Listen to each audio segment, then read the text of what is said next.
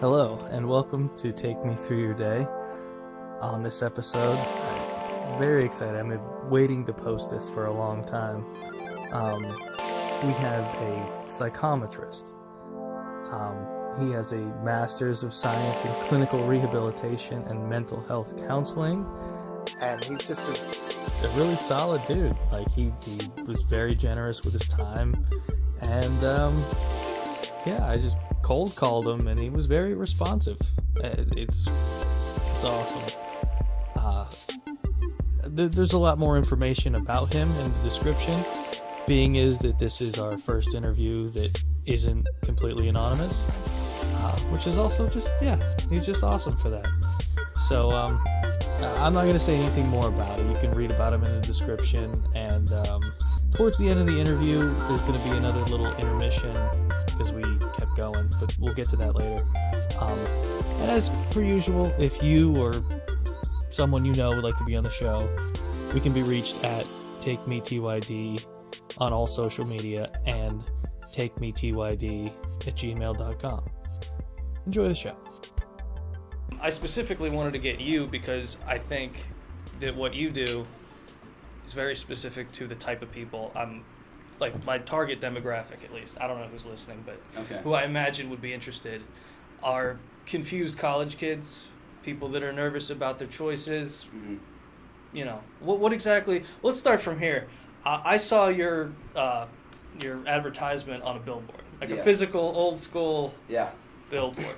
So what exactly do you do in regard to that? So I offer two different services. The first one I offer is mental health counseling.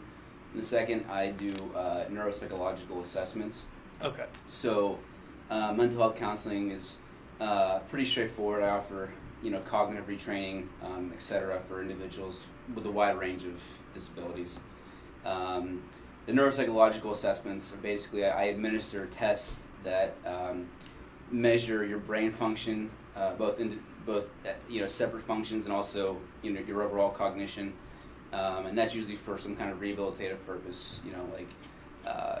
Understanding one's strengths and weaknesses because they're trying to find a job or they're trying to adjust to a brain injury, stuff like that. Okay, so let's just sticking with the billboard thing. Have you had people contact you through that? Yeah. Okay, and what's just a general common through line of someone that would reach out that way?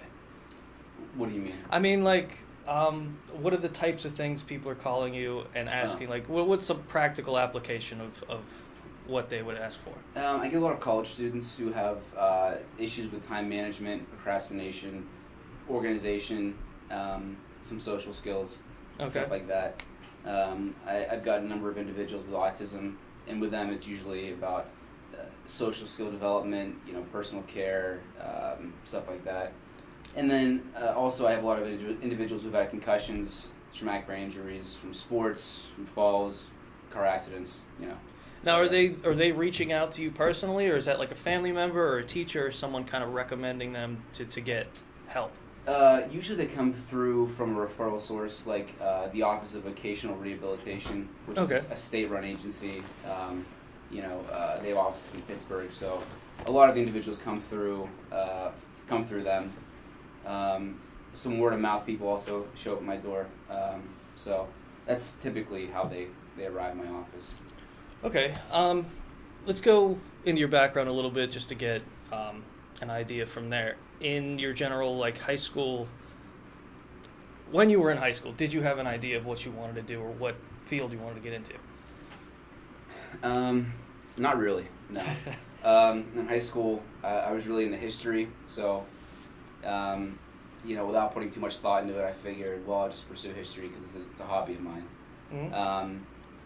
It wasn't until my second year of college, I'd say, that I got more of a concrete understanding of, where I want to go with my life, where my talents lie, and how I could, best apply them, basically. Okay, and how did you come to that realization? What happened to get you to really narrow it down?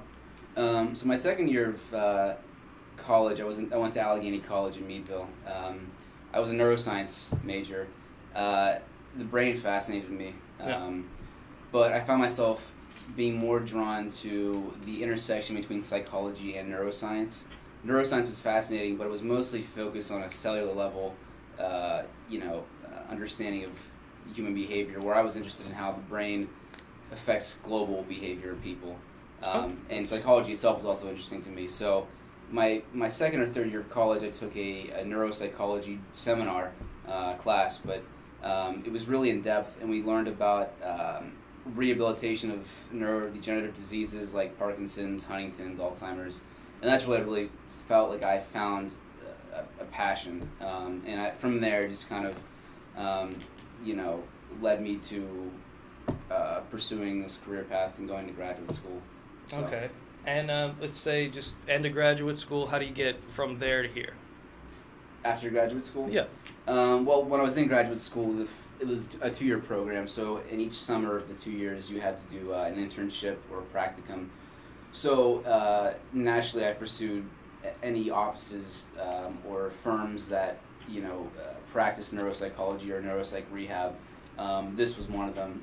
Dr. Petrick, the one I introduced you to, he's my mentor, but he was the first one to kind of take me under his wing and show me the ropes. And so from there, he offered me employment, and I've been working in this field ever since. So. And forgive me for forgetting, because when I looked you up, I wanted to write a bunch of notes, and I didn't. What is your current title here? Psychometrist. Can you say that for me one more time? Psychometrist. Psychometrist. Yeah, it's kind of a tough word there. Psychometrician is another one. It's okay. Basically just someone who, administers and scores neuropsychological and psychological testing. But I also do mental health counseling as well. So I'm a psychometrist as well as a counselor. Okay, and now does all that take place here in this office, or? Here, we do both here. I have a separate office also in Oakland, where I do just mental health counseling, but here I do both. Okay. Well, let's get through the beats of your day, and then I want to talk about some of the just general issues with college kids and I think the state of affairs of the world in general. Sure. Psychologically. Sure. What time do you wake up in the morning? I'm usually up between 5:30 and 6:30 every morning. Set an alarm? I used to. At this point, it's kind of just naturally I wake up at that time. Okay, good. What's a little bit of your morning routine? I get up. I usually get a workout in before I start my day. Is that something you do at home, or you go to a gym? Depending on the day. So sometimes I do it in my apartment. Sometimes I go to the gym, depending on what the workout is. Okay. Make some coffee, have some breakfast, go over my plan for the day. I kind of have I wouldn't call it necessarily a to-do list, but I kind of have a priority list and also a task list that I formed the night before. So it's just, priorities of stuff that I need to take care of before I go to bed that day. And tasks are just little things I kind of have to do that aren't necessarily the most thought-provoking things. They're just kind of mindless at times, but they still need to get done. Yeah. And then I get here around 8:45, 9 in the morning. What's your commute time like? Do you live around here? Or? Oh yeah, I live in Mount Lebanon. So okay, so you're yeah, it's really close. Okay. Yeah. During your commute, do you listen to anything? I know it's not much of one, but yeah, I actually listen to a lot of podcasts too. Okay. I like the Joe Rogan Experience. That seems to be a very popular one. Yeah.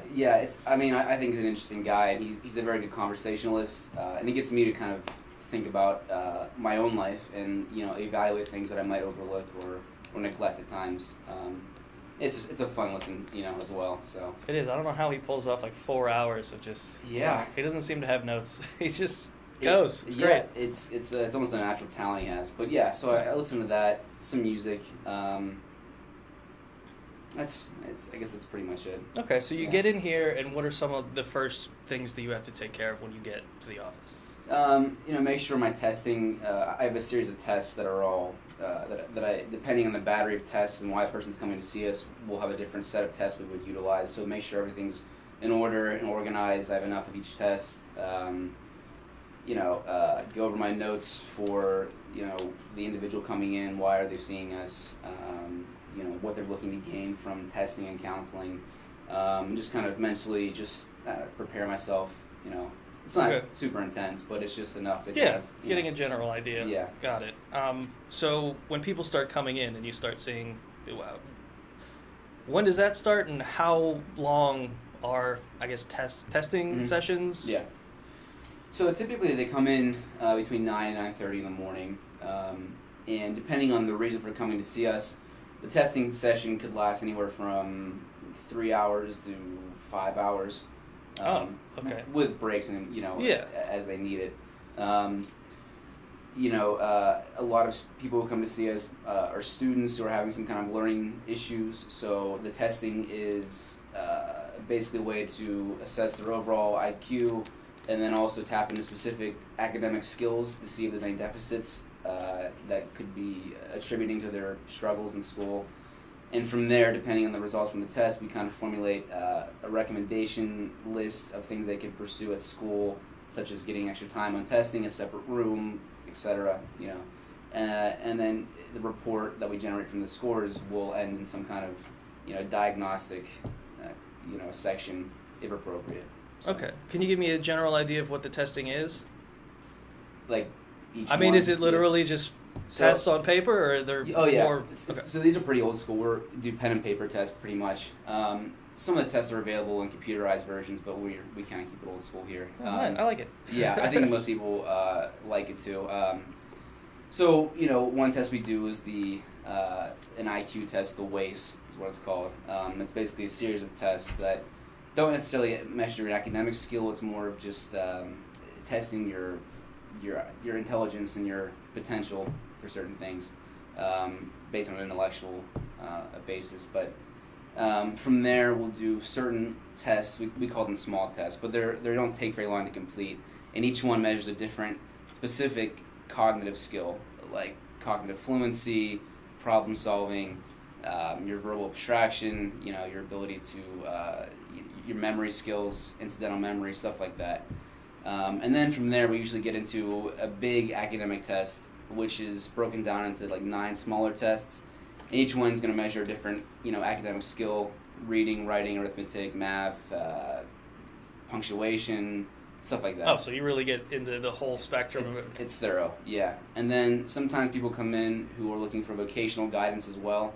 So we have a couple questionnaires we utilize that are kind of vague in nature, but the idea is that these questionnaires will give some insight into what they might like to pursue as a career, what areas they seem to enjoy, what areas they might be aptitude or what they might be apt to perform. Yeah.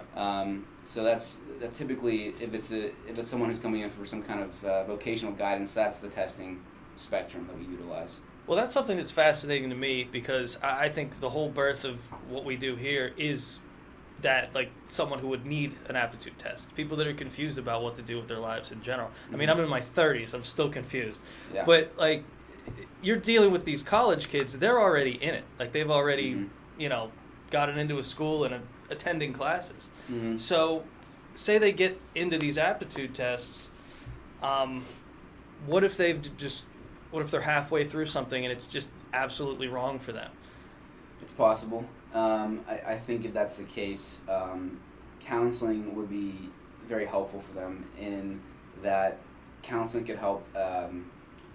It could help them shift their mindset where they could be open to other career choices other than the one they were, dedicated to, or they already declared a major for. It's not impossible for someone who's halfway through college to totally shift their direction and be successful in the long run. But that is a challenge with people who are going from high school straight into college that may or may not have given themselves adequate time to really think about, who they are, what they want to do, what do they like, and it's hard to say when you're 18 or 19 and you're jumping from high school to college, to really have that, awareness of yourself. Absolutely. So, I think it's a lot to ask of somebody at such a young age. Like, figure it out now. Absolutely. Again, I'm fascinated with these aptitude tests. When you get the results, mm-hmm.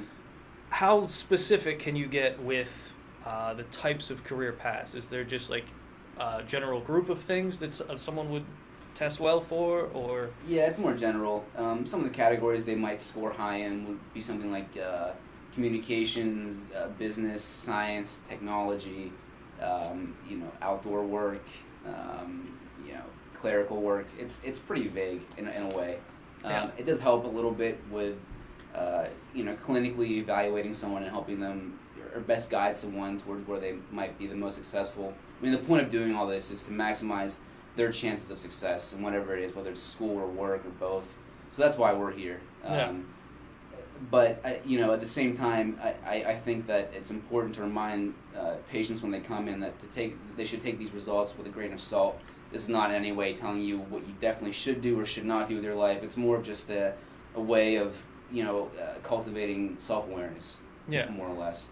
Now, once you get those results, is there kind of a smoothing out period in the counseling arena where you can kind of, workshop that idea with somebody? Absolutely. Like, now that we've figured out this is the general idea of things that you'd be good at, let's talk about some of what those things might be. Definitely. Those having the testing done before counseling is really helpful in more efficiently and effectively guiding the counseling process, because sometimes people who initiate counseling services are not even sure exactly what they want to glean from counseling, and some of the time is spent figuring that out. Whereas if you have some neuropsychological testing done beforehand, you have a better idea of your cognitive skills, your weaknesses, career-wise, what you might want to pursue, and then you kind of take that knowledge into a counseling setting. And at that point, it makes the counselor's job a lot easier because we have, a knowledge base to work with. Yeah, and you can push a lot of the extra stuff to the side. Yeah, absolutely. Now, this is fascinating. Are you happy in this work? It sounds like something that you'd be very excited about every day. I am. It's exciting for me because I personally get to see someone from a different walk of life virtually every day. So it's a way to. It's fun. I enjoy learning about the brain and helping people, navigate their own lives is something that's rewarding for me too. I think what I do is important. It seems to make, a tangible impact in people's lives, and I think it's necessary as well. It sounds like it should be available for everybody in just high school. Like, here's this. But So how far do you personally get involved with the progress of an individual? It depends on how far they want to take counseling. I've had, clients for counseling, I've seen for years. Some come for short term, maybe several months, and then they feel like they've made sufficient progress that they're ready to handle it on their own. And again, I think it's good it's a good reminder that counseling is not meant to string somebody along and keep them tethered to your counseling services. The idea is to help them develop their tools so they can use it on their own and not necessarily need a counselor in the long run. It's helping them, develop their own toolbox essentially. Yeah. So, the length of time that someone's in counseling is really dependent on the individual, their wants, their needs, their past experiences, etc. So. Yeah, I just imagine that getting to be a part of that progress is very satisfying. Yeah. Just as a career path. I love when I talk to people that have a very satisfying type of job. It's nice because there's so many people that are miserable in what they do that, it's a very good thing. So let's go back to your day. You get in, you start doing some testing. How many people would you normally see in a day? Again, just averages, I know it can all change. For testing, it's usually one person a day because it takes so much time. Yeah, I imagine. For counseling, I usually do testing, and then later in the day I'll do some counseling services. So I'll see one person a day for testing on average, probably about 2 people, 1 to 2 people a day on average for counseling. All right. Do you take a general lunch break, or just fit it in when you can? I just do it on the fly whenever I can. I can, but I kind of saw that coming. Yeah, It's one of those things where it's really. The nature of the work doesn't lend itself to having a scheduled lunch break necessarily all the time. It just kind of comes with the territory, and that's okay. Yeah, there's nothing wrong with that. What are some of the other things during the day that you would come across? Say if someone was to shadow you for a day, what would you prepare them to walk through? What do you mean exactly? If someone was coming to do your exact job at a different office and you were just showing them the ropes, what are some of the things that you would prepare them for?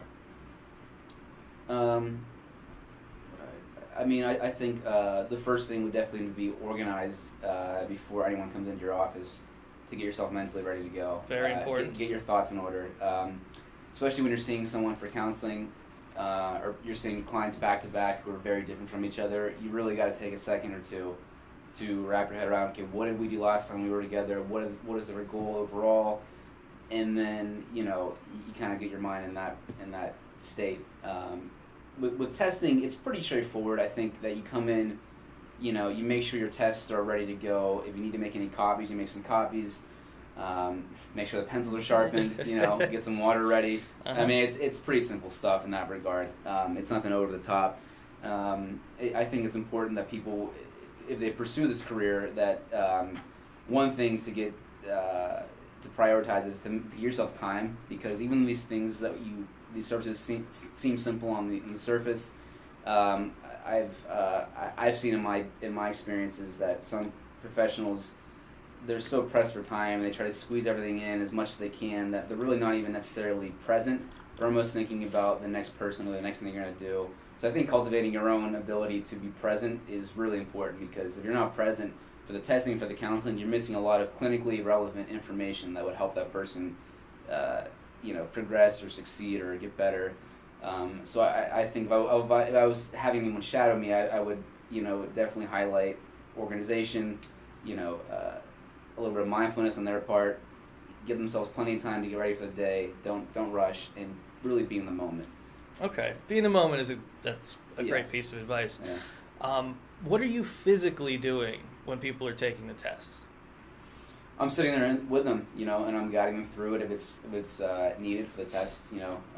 I sit there with them the whole time, just as they are. So like we are right now, and that's pretty much basically what I'm doing. That's really what I'm getting at is the actual nitty gritty of your day. Yeah. These tests, when they're done, are you just grading them like papers, or is there kind of a nuance to it, or? Well, what we do is we compare.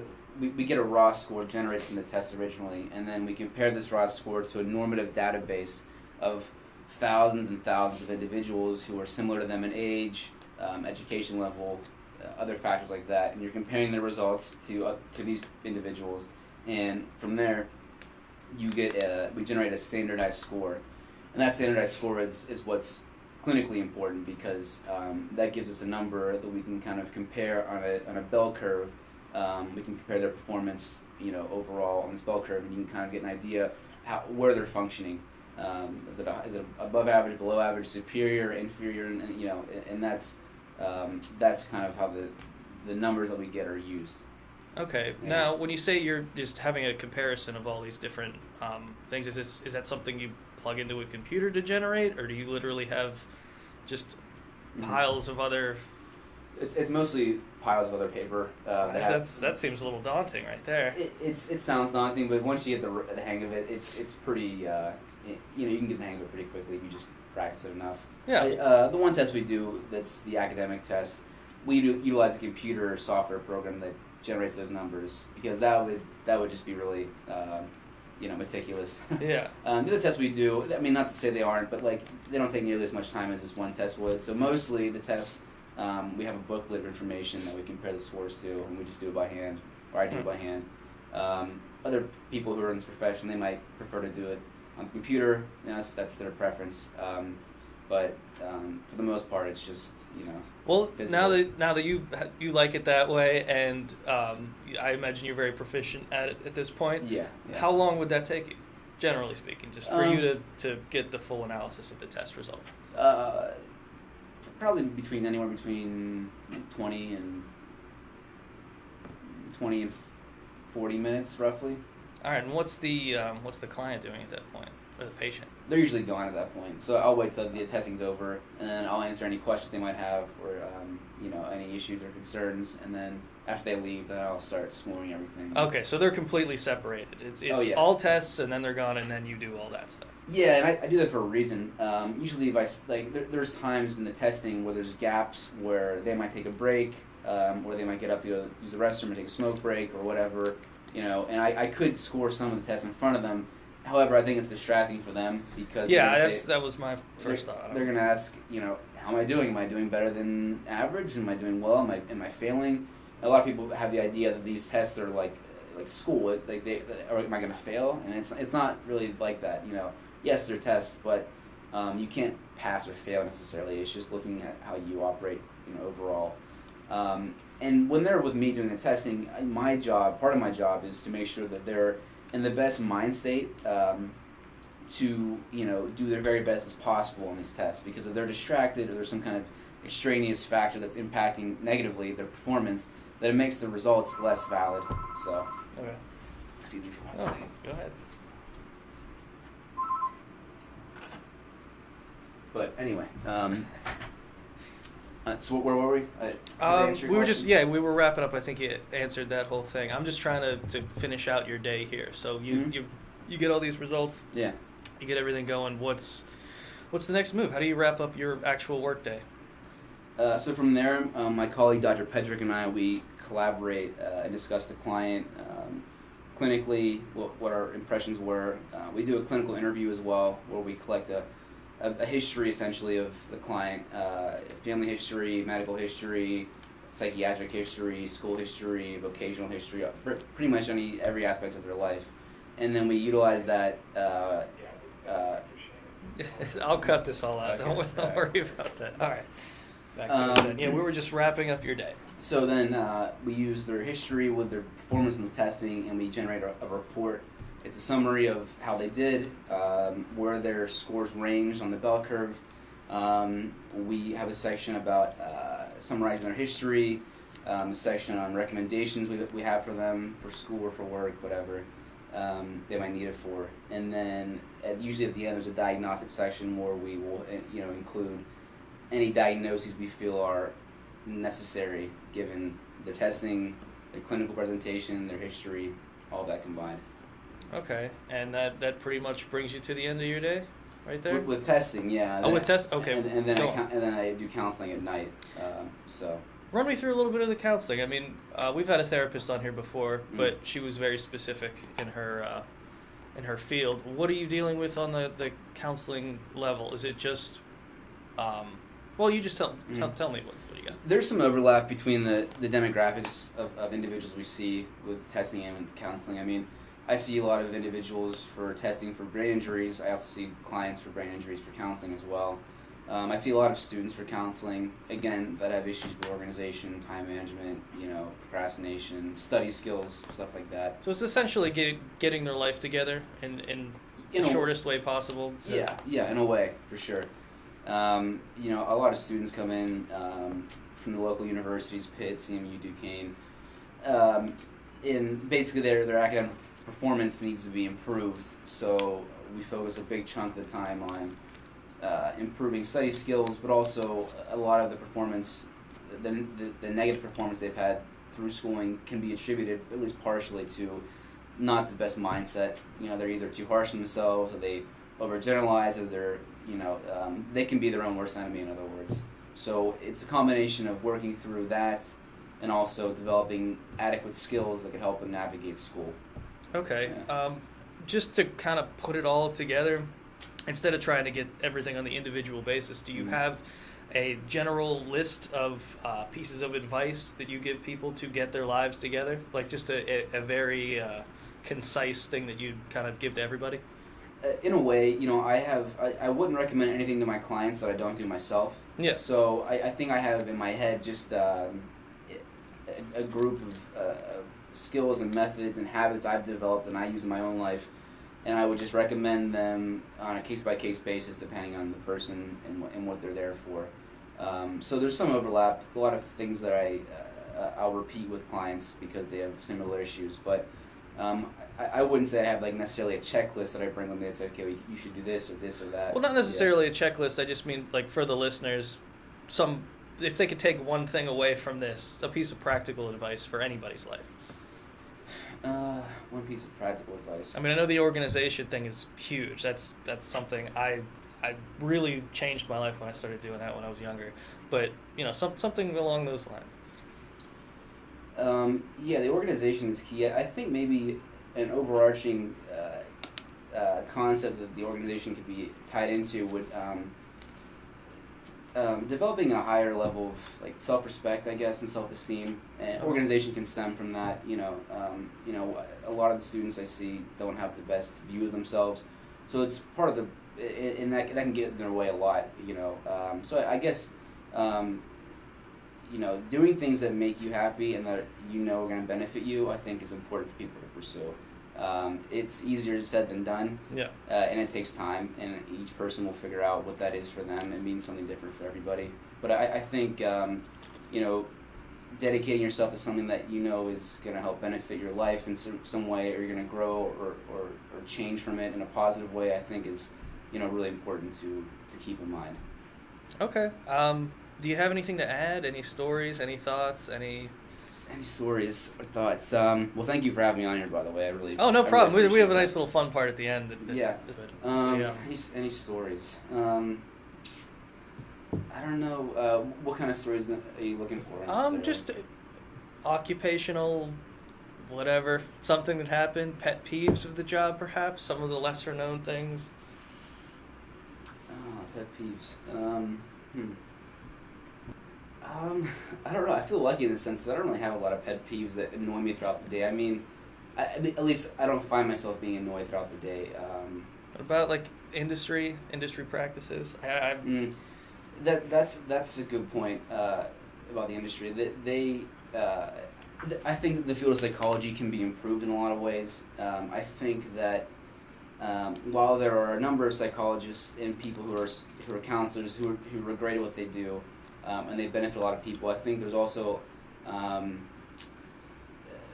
there can be a lack of tangibility and practicality in the services some psychologists offer, and that can be to the detriment of to the client or the patient. I think that neuropsychology is a little different than psychology overall because we utilize these tests and we use numbers to kind of drive our clinical impressions and our treatment plans. Yeah. So I think sometimes the number and the testing can be lost in some psychologists, whether they think it's too scientific or it's not appropriate. And I think that I think the field of psychology, if they embrace the use of testing more often, not that it doesn't happen, but overall, if they were more in tune with that and saw the benefit of it clinically, I think that people going for counseling or for psychological services in general would receive much better care, and in turn they would have a much better life. Everyone I guess in any field you talk about, there's going to be different ways people do things. I mentioned the fact that we kind of do pen and paper stuff here as opposed to computerized stuff. I think that with testing, I've heard from clients, and in my impression this seems to be true as well, is that if people go to a psychologist or a neuropsychologist and they'll put them in front of a computer screen for 4 or 5 hours and okay, just run through this test, and then they leave them in a room alone and they're in front of a screen, and especially if someone's had a brain injury, that's not easy to just sit in front of a screen. It can be nausea-inducing. It's not necessarily pleasant, and it's kind of cold, in my opinion. I think that part of the service that we would offer, we should strive to offer as professionals in this field, is that they're coming to see you too as a person. So I think doing testing with the person, encouraging them when necessary, kind of assuring them when they need to be reassured is important, because I think it helps them perform the best, and in turn it helps us provide the best care for them. So I think that technology is great, obviously, and it really helps advance the field. But I think that sometimes people can forget that people need to be people sometimes too. Yeah. And I think it's better to combine technology with people versus solely relying on technology for convenience or whatever it may be. I couldn't agree more. That idea of having the counseling and the testing together, and you being the same person, not just being tossed off to somebody else, I imagine that makes it a lot easier for people. Yeah, I mean, part of the reason people benefit from counseling is the relationship that the counselor and the client build together. I mean, yes, the school of thought's important that you utilize as a counselor. Yes, the skills you develop are important, but also they're coming to see you because they trust you and they like you and they feel comfortable talking to you about things that are hard, or it can be uncomfortable at times, or they might not feel comfortable talking with other people. So that's part of the therapeutic rapport, and the benefit people derive from counseling, you know? Absolutely. So I like that. I just heard Dr. Drew talk about how just seeing patients is different than it was just a few years ago, just because there's so much computer, like checking boxes and writing little things. And I've noticed that myself because I've been going to the same guy for a while, another guy in Oakland. Super nice guy, but yeah, like from FaceTime to his face in a computer has just drastically changed over the years. And it's a little impersonal. It's weird. All right. Well, if you don't have anything else, I'll wrap it up with some fun stuff. Sure. Yeah. All right. What'd you have for breakfast? Eggs and toast. Simple. I like it. Best advice you ever got? Don't think too hard about it. But never give up. All right. Solid. What movie do you think you viewed the most? It's a tie between Step Brothers. Step Brothers and Talladega Nights. Solid. I like it. What's your biggest fear? Not fulfilling my potential. Good stuff. Favorite candy? Any candy in the world? Favorite candy. Starburst. Hey, that's a first. Yeah. Let's see. You have a childhood hero? Gianluigi Buffon. He's an Italian soccer player. He's a goalkeeper. I met him when I was a kid, and I've looked up to him ever since. So, nice. Yeah. Nice. Wait, where'd you meet him? In Italy, actually. Oh. I have a lot of family that still lives in Italy, so we went over first time for a trip in 2005. And by coincidence, it was me and my family, my cousins, we all went on this big trip. And by coincidence, we happened to be staying at the same hotel that the soccer team that he was playing for, Juventus, happened to be staying there for an exhibition game in town. So as a kid, I was 12 or 13 at the time, I got to meet him in person, got his autographs, some pictures taken with him, and I thought it was the coolest thing ever. So that's awesome. Yeah. Love that. All right, we covered the pet peeve thing. Do you have any general pet peeves in life?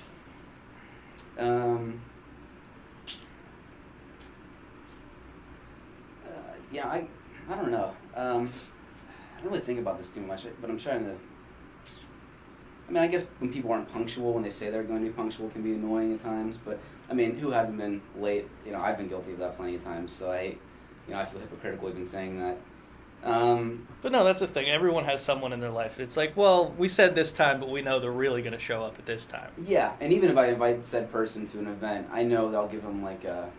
If it's at 2 p.m., I'll say just be there. It's going to start at 1:15, and they'll still, even at that point, they'll come after 2 p.m. or whatever it is. So I guess punctuality. I guess really the only pet peeve that really irks me is when people aren't genuine, they're not themselves, either on a personal basis or professionally. I think that just really annoys me.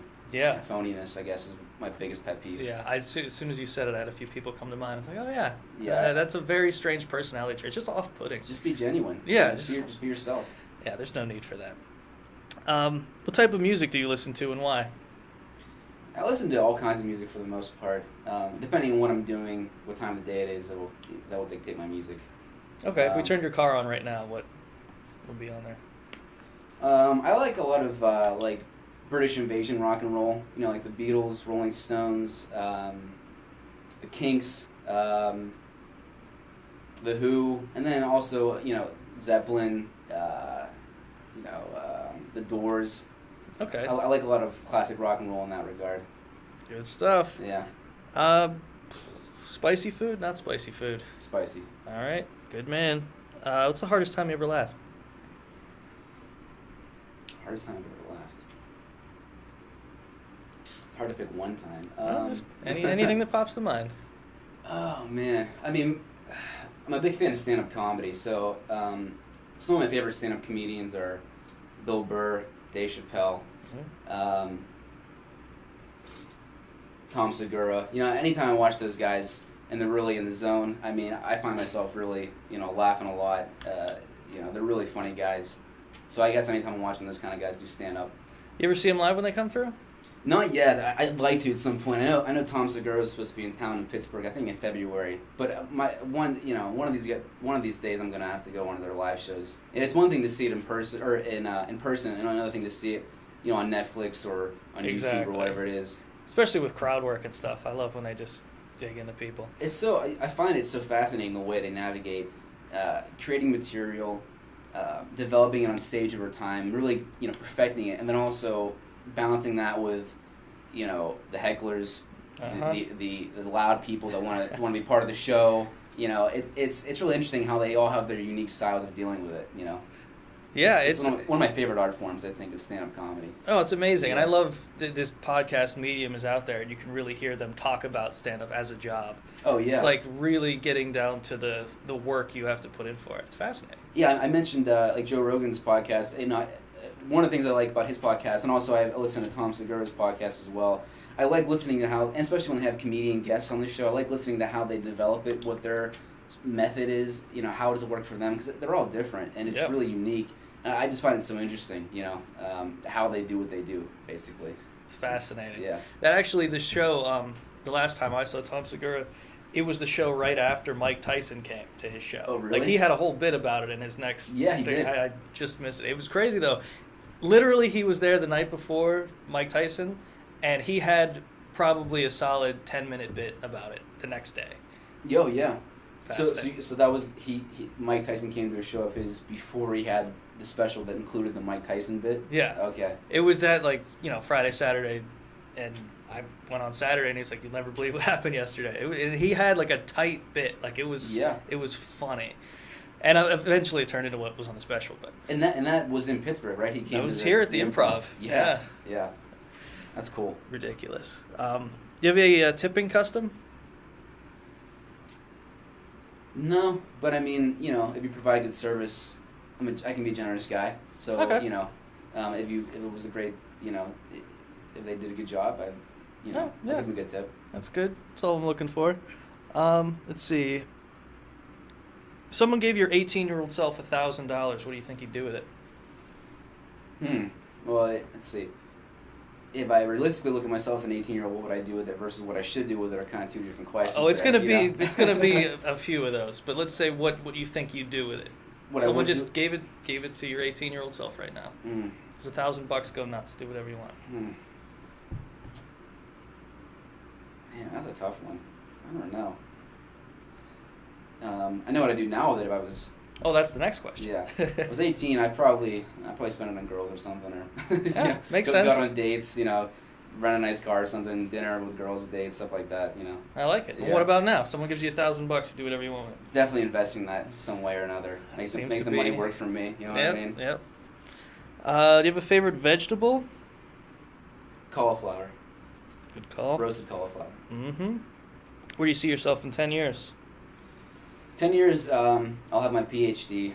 I'll be a neuropsychologist practicing, either in a rehabilitation facility for brain injury or in a hospital setting, and then eventually I want to start my own private practice as well, kind of having concurrently with working in a hospital or rehab setting. Okay, so that's the ultimate goal? Yeah. All right, I like that. That's reasonable. Living somewhere warm, too. Somewhere sunny and warm.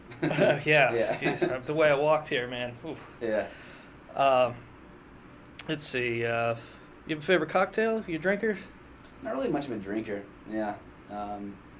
Once in a while I have some wine, I guess, but if I had to pick one cocktail, probably, I don't know, I guess Jack and Coke. Okay. Yeah. Yeah, pretty standard. What's something you'd wish you'd learned earlier? To not let other people's opinions of you dictate your reality. Well, practical advice. I think as a younger person, I used to care too much about what other people thought about me, and I think that hindered my development in a lot of different ways as a person, whatever. I think I've learned as I've gotten older here, going through school and whatnot, and going through life, it doesn't really matter what other people think of you, it matters what you think of yourself. So it's not so much, it's actually a waste of energy to put,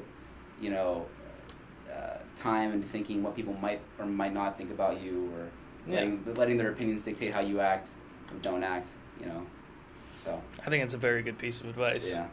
What kind of toothpaste do you use? I mix it up. I think right now I got Colgate. All right. Yeah. You have anything you'd change about yourself? I don't think so. I like who I am.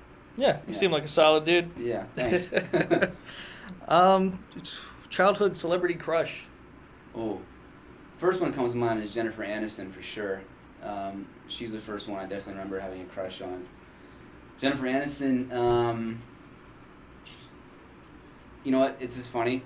Julia Louis-Dreyfus from Seinfeld. Yeah. I always had the hots for her. I liked the show, but yeah, she was something else. Yeah, I definitely feel you there. Do you have any sleep habits or sleep advice? Sleep habits? I try to go to bed roughly the same time, every night.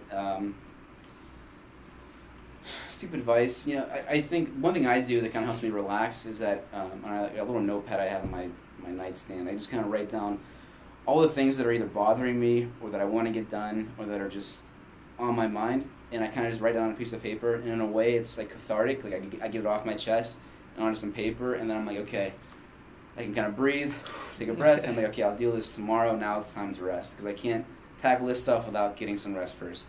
So it's almost in a way like giving myself permission to rest, I have a tendency to like want to keep working on something or working on myself, and so that lends itself to not prioritizing rest, and I've learned that sleep's very important, and if I want to accomplish what I want to accomplish, I need to rest first. If you're going to be on, you have to be off it sometimes too. Oh, I like that. I've never heard that before, and I think I might try that. Yeah, I found that, I used to keep myself up and worrying about what I was going to do or what I had to do or what might happen or might not, and by doing this, it kind of helps me just kind of, just kind of clear my mind and get ready to go to bed. Yeah. I like it. Yeah. Last question. If you could do anything, what would you do? Be a bass player, like bass a rock band. Yeah? Most of the guys that play bass were pretty cool. You're kind of just like, you can be the star of the show if you want to be, but you don't have to be, and you're important. You got to keep the bass rhythm going for the whole song. Uh-huh. Generally speaking, I think any band I've seen or any of the bands I was fans of growing up, the bass guy always seemed pretty cool, so. Interesting. Yeah. Okay, I like it. Well, thank you for doing the show. Yeah, and, thanks for having me. Yeah, I really appreciate it, man. All right. All right. Okay, now at this point, the interview's over, and what happens a lot of the times once I turn the recorders off or have a backup recorder going, the conversation keeps going, and a lot of the times it is more interesting or just loose, you know what I mean? So I'm putting the rest of this interview, because he was nice enough to let me keep the recorder going, just to let you know some more of what's going on. We have quite a bit of bonus material on a lot of these episodes, and we don't know exactly what we're going to do with it yet, but I just figured I'd include this on this episode because it I don't know, it's just good. I think it's helpful. So enjoy. Here's another 5 or 10 minutes. Enjoy. I'm sorry, 3:30. So I haven't set my clock back from I didn't put it back an hour, so all right. I look at my clock and I'm like, all right, wait, an hour behind. Okay, so yeah. All right. Well, no, I thought it was going to come up organically at some point, because this is a through line through several of these episodes. Mm-hmm. Depression comes up a lot. Yeah. Is that something that your students deal with a lot? Absolutely. Yeah. Okay. Yeah. I mean, I think I'd be willing to talk about it. I think it's important too. Well, the thing is, and this is mostly the people that are out of college already, especially the people with a 4-year degree and they have a mountain of debt and they're not even working in their field. You know what I mean? Yeah. And I don't know, did you just touch on that subject at all, or do you have anything that comes to mind? Yeah, I think that whole thing about feeling the almost the compulsion to have to go to college to get a 4-year degree in like anything, and then be 6 figures in debt, and you're not even necessarily working in the field you got the degree in. It's such a common narrative that I hear a lot with students that I think and it is depressing, obviously, because it's a lot of time and money invested into something that's not coming to fruition. Yeah. I think some of the students I see, or even young people I see in general, need to be reminded that you don't have to go to college to be a happy, successful person. Like, you can if it's necessary, and if you have a plan already set in place. I think it's a good idea. Yeah, especially if you have a plan. But going in just because you feel like everyone else is, I think is unwise. I think that there's nothing wrong with learning a trade, going to a technical school. There's nothing wrong with that. I feel like some people have this idea that it's less than, or it's somehow shameful or whatever it is. There's nothing wrong with those jobs. In fact, we need those jobs as a society. So I think those are important for people to continue to pursue.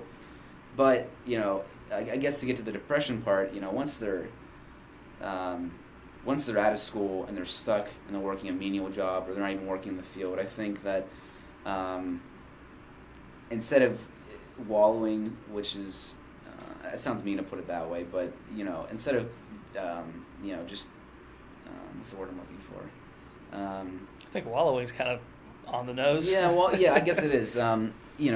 Thinking about how much your situation isn't ideal, how much you wish you didn't do this or didn't do that, it's not going to be helpful at that point. You're here, so now what are you going to do? I think putting together a plan to, if they're in debt, how are you going to, let's find you some work, let's get a steady stream of income, let's help you figure out a plan that you can start paying back your loans and also live your life without being, penny pinchers all the time, which is easier said than done. But I think focusing on the individual strengths of that person is important too, because they do have something to offer the world.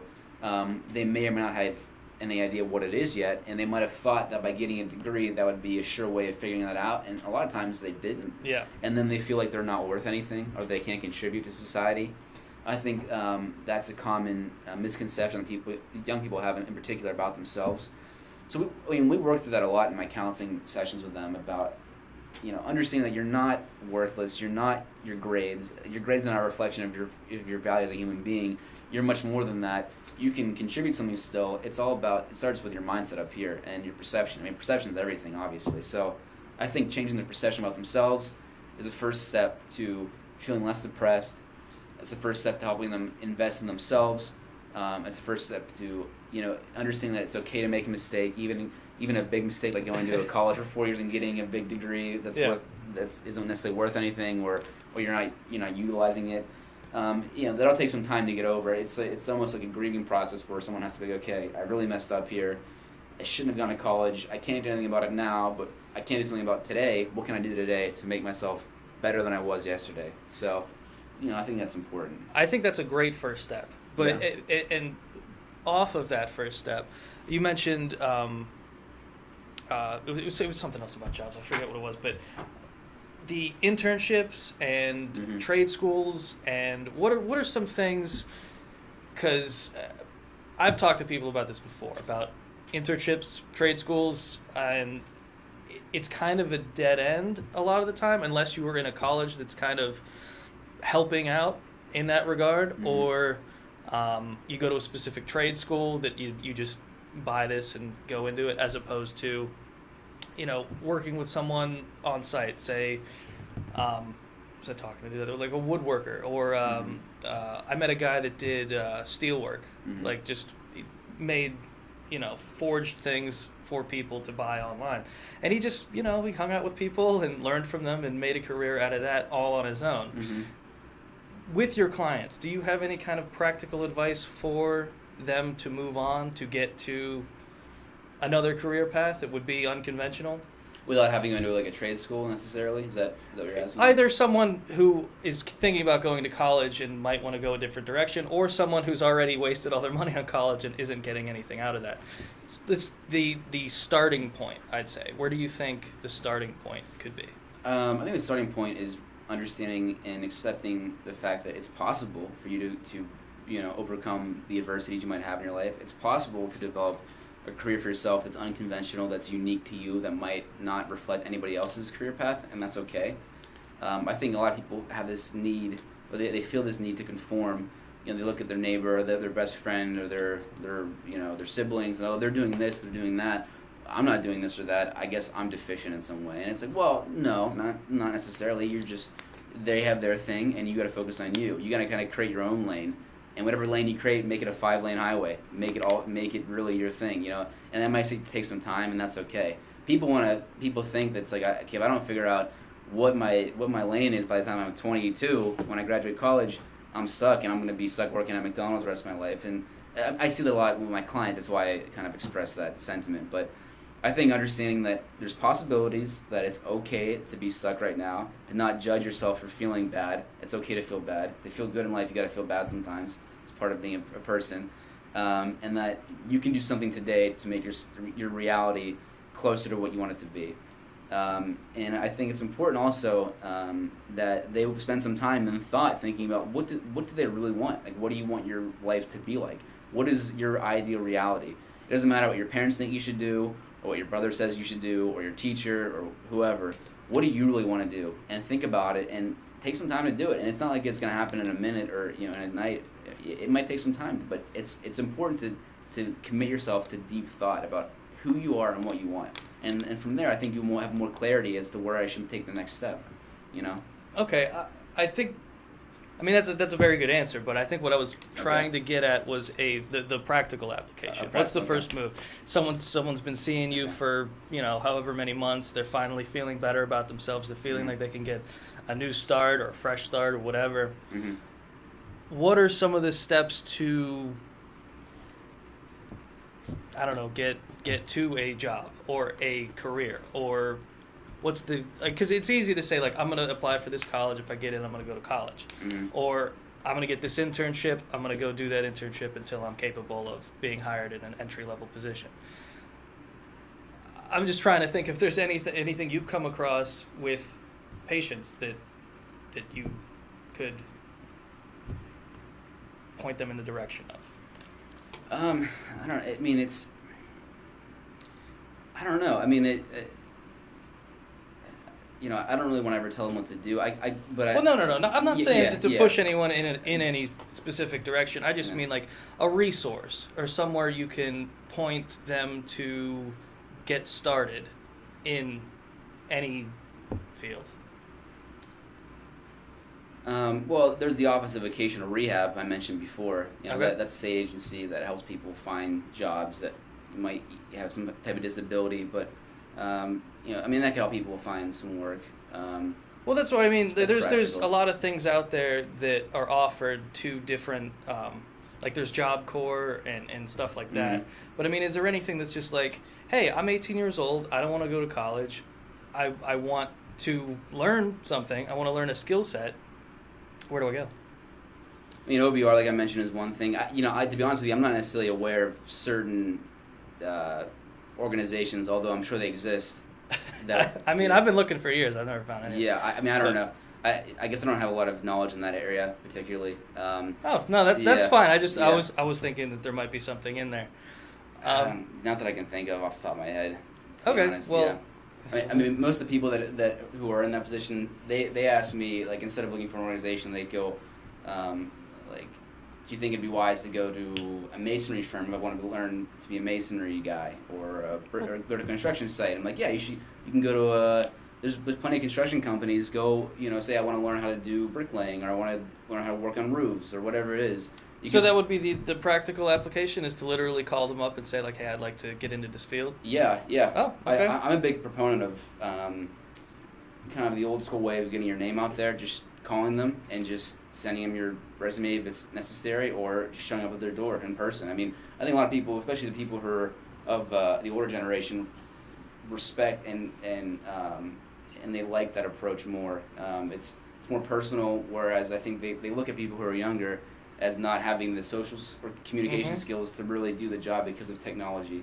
Well, whether it's accurate or not is a different question, but I think that's a perception a lot of people have. So I think if they just showed up, that would say a lot about them. I think that is the perfect answer. That's exactly what I was looking for. And I think that of the younger generation, like people younger than us or people in college right now, they don't realize that that's an option. Mm-hmm. And that's how I've got jobs ever since I was young. You just show up and you can start talking to people. And people are more likely to hire somebody that they're familiar with, even if they've just been hanging around and trying to pick up work here and there. Mm-hmm.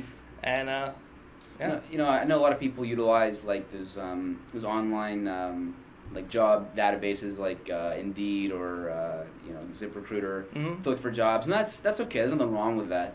I'm sure it works for some people, but I think that if you're a young person and you show up at some business, and you say, I want to work for you, this is what I can do, this is what I'm willing to learn, here I am. I think that says a lot about you as a potential employee. I think it says that, like, look, this person is serious about about taking the next step. They're willing to show up and without any guarantee that they're going to get a job, and ask for, you know, some help, or if they need any help. I think it says a lot about you as a person. You have initiative, you have some drive, you're willing to learn, and I don't know what employer wouldn't like that in a potential employee. You know what I mean? Exactly. So I think that's important that young people remember that. Yeah, you know, technology can be utilized for helping find work and one thing, but if it's not working for you, and you just feel stuck, just show up somewhere. Just find somewhere that you think I want to do this. Just go. And, you know, that person might not be able to help you out, but they might know someone who can, or they might know someone, and you don't know where that's going to take you. Exactly. And you're not going to get anywhere, for sure, if you don't leave the house. So you have nothing to lose. Just go, see what happens, you know? So the big takeaway, leave the house. Leave the house. Leave the house. Leave the house. You have nothing to lose. You have everything to gain. All right. Yeah. I think that's a perfect place to go out on. Okay. Thank you very much. Yeah.